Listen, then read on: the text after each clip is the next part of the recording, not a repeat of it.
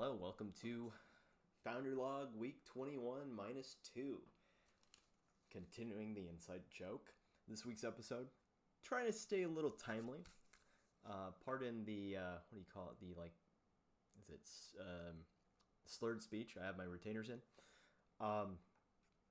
So, Palantir Q1, kind of going through that. Some thoughts and whatever. Ebay-Gamestop. Merger offer, whatever the world. If you saw the CNBC interview, that shit was like comedy gold for I think 16 minutes. It's great.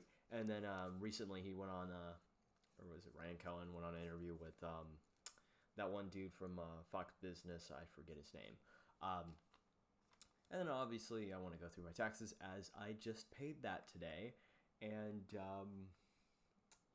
following what do you call it, an extension, and going through how in the world do you pay your tax bill with your credit card, and that will have maxed out my credit card offer, whatever, right? The welcome bonus and capturing that, so that's neat.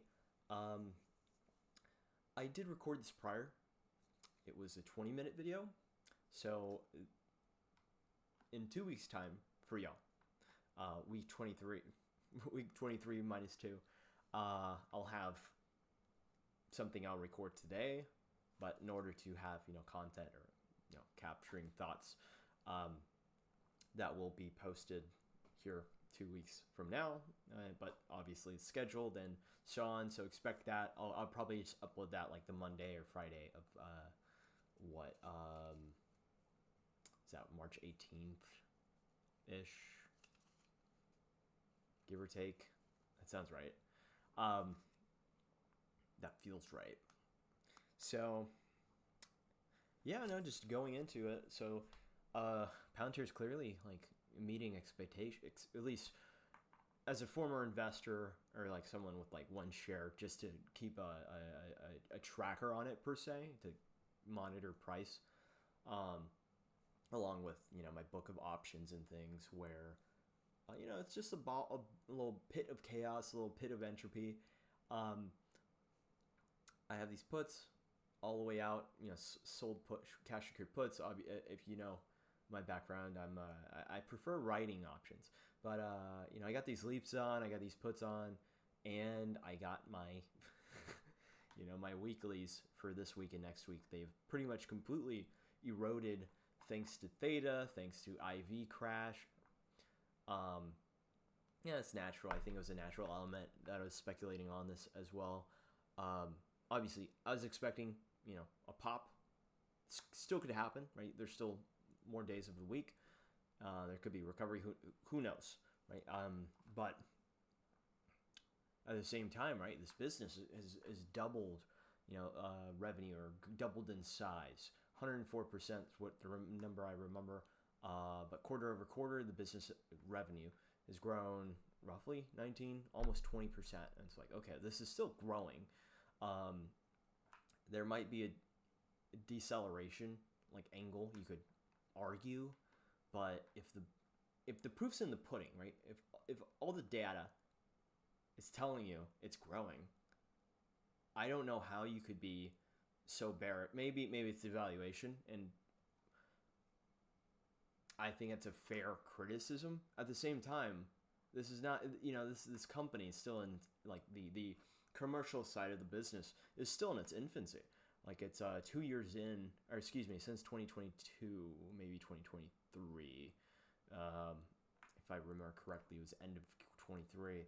And I don't know, the business side, the business revenue side of things, right? It's just escalating, and it's seems to be accretive, right? Where you're capturing this kind of compound every quarter, which replicating that type of mentality within your own, or trying your own startup or whatever, or your own solo venture, partnership venture, whatever. You try to emulate things that you see that you're obviously attracted to on a business performance thing, or this is so unique, the whole thing doesn't make sense how it's built, designed. from an organizational standpoint, right? The characters who've created this thing. And there's something so attractive to it. Like I was interested in this from like a logistics standpoint, right? So I saw this demo from like 2004, something to do with an Afghan operation, but like you could see all the military cargo and whatnot, moving, what like assets across some type of multi-nodal data set, let's say, on a geospatial kind of map, whatever. Holy nerd alert, but it's something that was just like directly applicable to literally any business with physical, goods, right? Logistics, supply chain. This could be, the obvious, like the bridge is just easily seeable, but obviously you deep dive and try to figure that out naturally. And I think part of it too is obviously I was invested from DPO, so I think with time you understand something. You just kind of see the vision clearly, and unaware, uninformed, underinformed individuals kind of make you make you sound like you're a nut. And it's like, I did my homework, buddy. So, or I've been around long enough where I'm not concerned about these things that someone just coming in, whatever. That whole viewpoint can be semantic or pedantic. You're just drilling. And it's like, storytelling wise, this works. But like, business revenue looked like it missed by like 1% in 1.2, 1.6, 1.8%. I was like, really? This is just $10 million. And it just looks like a line item. Like, and the stock's down like almost 10% in a day. On a pretty decent earnings. And all of the forward-facing projections, let's say, call them, as I don't remember the term that they used, were increased. The guidance was increased, which kind of baffles me how, there's this mismatch of, the reality and market sentiment. But obviously, I've come to, I don't know, I'm not satisfied by it, but obviously it's one of those multi-dynamic, obviously it's a dynamic variable, and we just got to handle it or eat the pain. And moving forward, if you watch the CNBC interview with Ryan Cohen and who are those? I forget the panelists. I remember the one, Andrew Sorkin. Oh my God, this thing was hilarious. It's like the best piece of television in a few years. Good Lord, it's like cash and stock, and someone's trying to poke at the details, and it's like, this thing is not ironed out. I have no details to give you. This is all I have for now, right? It seemed like a PR thing, and it was just silly. And it's like this this attitude is hilarious, and I love it. And that's kind of it. It's just like, it was just silly. It was funny, but obviously, like, I have no idea the validity of this offer. Obviously, I'm a creative person. I think you could pull it off.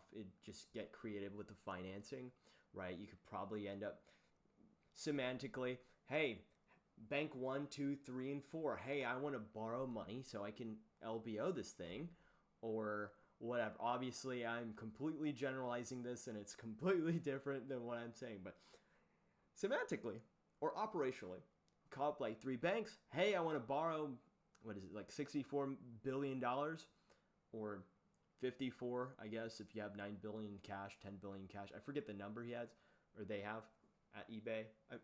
GameStop. And I was like, okay, well, either we get y'all and just leverage our book. As an operator, this makes sense.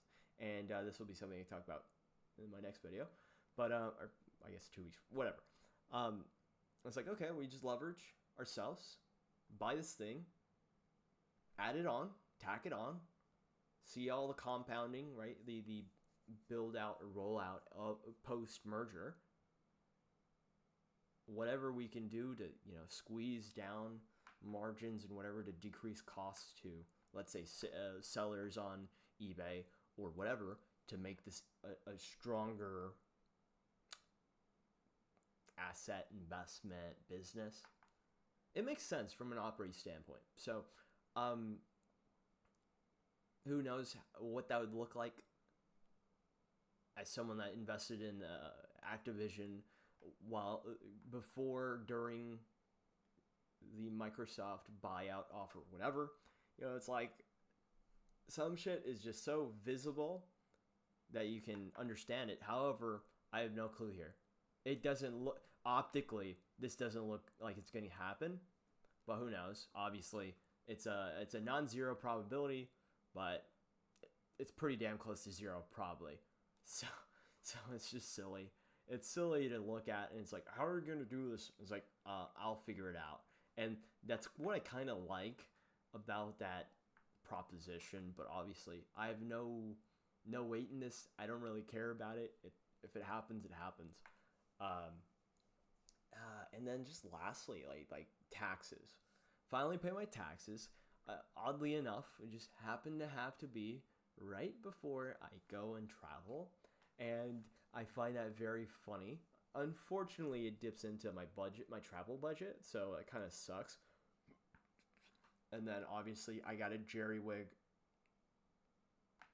How in the world do I grab capital that will end up being burnt, essentially, whilst I'm traveling for, car note, insurance, whatever, and I'll continue that portion of like business expense things in my second half plans, or like for, you'll see the business notes kind of thing, right? I had my business meeting with my business partner, investment partner, founding partner, whatever, so we'll see if we get a public appearance, but for now, just let the operator, let the head honcho dictator pseudo take over and just kind of run things. And I think optically, like I can sell and storytell, like what I'm doing in the company book and all these things. So, that's all I have for this episode, this video. Welcome, and thanks. Welcome. Thanks for listening to this yap. Hope you enjoy, and stay tuned. Episode 23 minus 2 will be very fascinating from a founder notes, operator notes perspective, obviously, as we're in the 5th month of the 2nd year of the company. So this is month 17 technically of my company being alive, and obviously there's been a lot of movement now, and I hope you enjoy that. So moving forward, thanks for watching, listening, subscribing, whatever. I'll see y'all later.